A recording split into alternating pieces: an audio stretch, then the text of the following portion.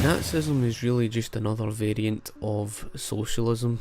It's basically a nationalist variant of socialism, and although people from the theoretical sense would refer to socialism from an internationalist point of view, then of course this is why you get a lot of people who refuse to accept the fact that the Nationalist Socialists were socialists.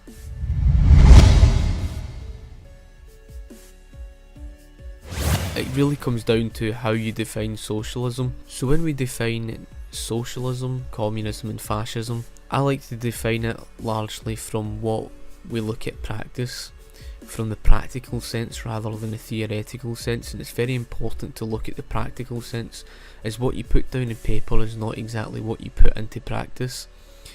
Now, the practical sense of the likes of socialism, a large part of what defines it is centralisation. Centralisation is when things are centrally planned and put into the hands of government, and the government's really just the planner. So another thing that defines socialism is government coercion. The people were forced with what government was feeding them. So in other words, the government had the power to propagate. It had this power to even do that through the educational system, indoctrinating kids from a very young age, and that is essentially a large part of what defines socialism.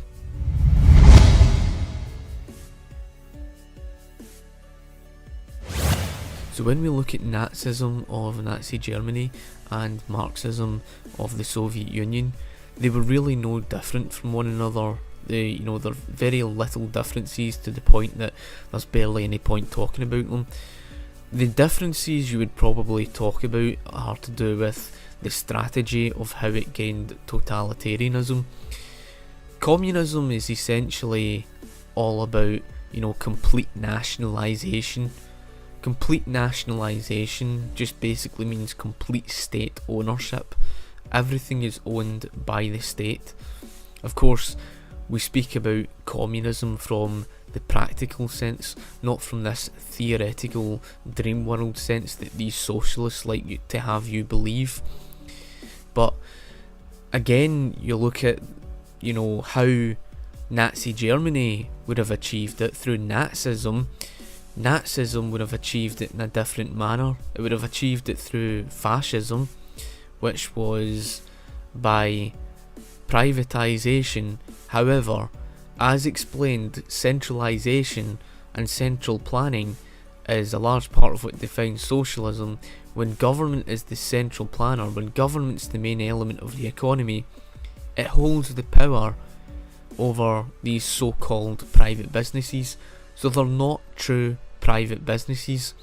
The reason why they're not true private ownership is because the fact that the Nazi government would have hit these private businesses with strong regulation and, of course, strong taxation. So in other words, what the regulation would have given the Nazi government is the power to completely control the means of production. So in other words, when you look at a private business, and it could have been such things to do with the type of produce they were making or how much they were to produce, a private business was largely controlled by government regulation.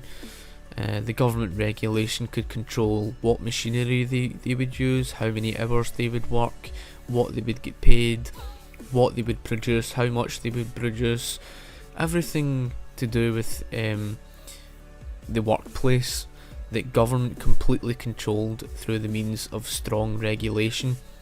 So essentially, when you look at complete state control of production and complete state ownership of production, such as that of the Soviet Union, it's essentially the same thing. You have to ask yourself the question, what's the difference between one totalitarian movement with complete state control over production from Nazi Germany to complete state ownership of production that's totalitarian? What's the difference between the two of them? There really is no difference. They both killed millions of people. They both put the collectivized group over the individual. They sacrificed the individual's liberty for the sake of the greater number. And of course, as from both movements you would have seen, was dictatorship, with the government being the main element.